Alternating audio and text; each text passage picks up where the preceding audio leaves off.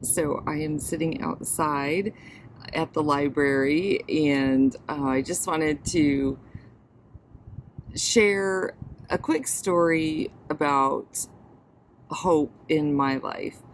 And it ties into one of the names of God, El Roi, that we've already talked about on the YouTube channel.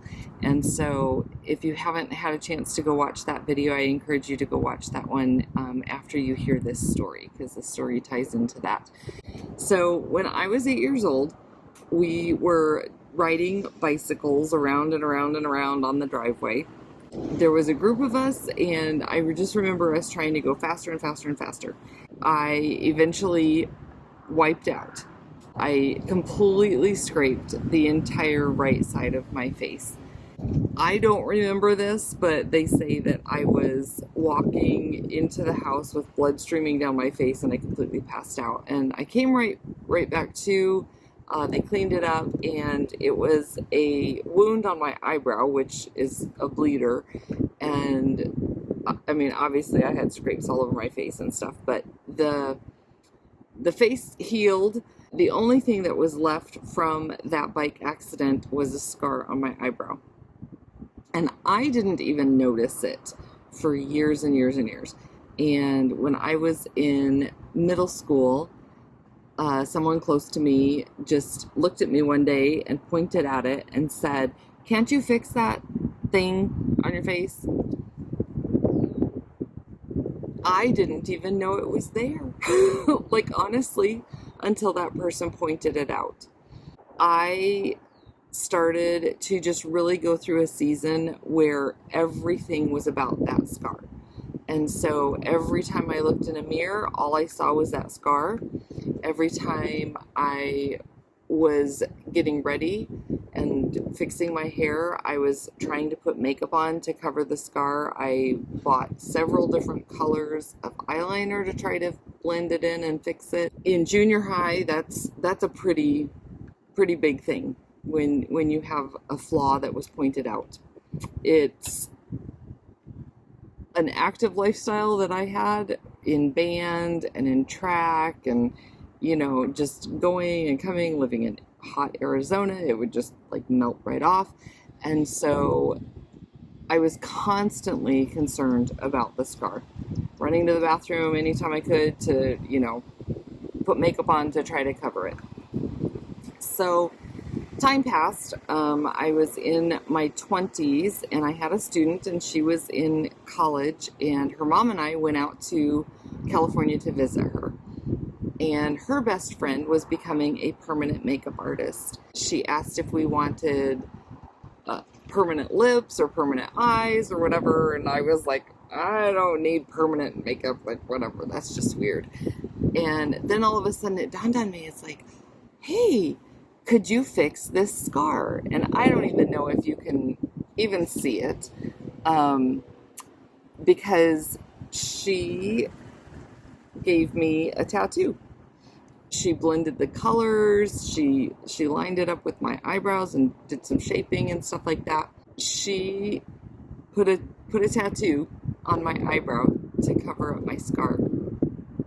After the session, like after she got done doing her job, she handed me a little mirror, and I just looked in it and I was like, oh wow, that's so cool. Like I was excited that it was covered. We drove back to my previous student's apartment. I happened to glance in the mirror like most of us probably do whenever we, walk past a mirror, we look in it.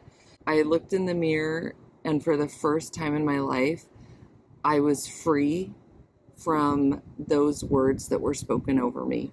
Those words of pain, those words of hurt, pointing out something that, I felt like was wrong with me. I just broke down crying. There was so much healing in that moment of, you don't have to carry this pain, this scar, this, those words over you. And I had carried it for so many years.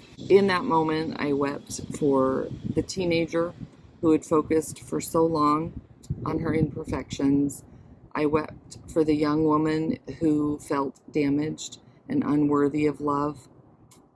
Most of all, I wept for joy from the healing that I found in getting a simple tattoo. God's message for me in that moment was, I see you. I see the scar, I see the pain, and you can lay that pain down and you don't have to live in that anymore. You can move forward in freedom and in confidence with who I created you to be. I would love for you to just take a moment and think of a scar that maybe you've been carrying. It might be a physical scar, like the scar that I had. It might be an internal scar that nobody can see, of words that were spoken over you, or of words that you've told yourself through the years. The truth is, we all carry hurts. We all have wounds. We might be able to hide some of them from most of the people, but we can't hide from our Creator. God sees our scars. That's where the name El Roi comes in, when the God who sees me is spoken over us, and is like, whenever we let that truth just really sink in, that He created us and He sees us and He knows us in our most intimate, deep places, and He loves us. Psalm 56:8 says, "You keep track of all my sorrows. You have collected all of my tears in your bottle. You have recorded each one in your book."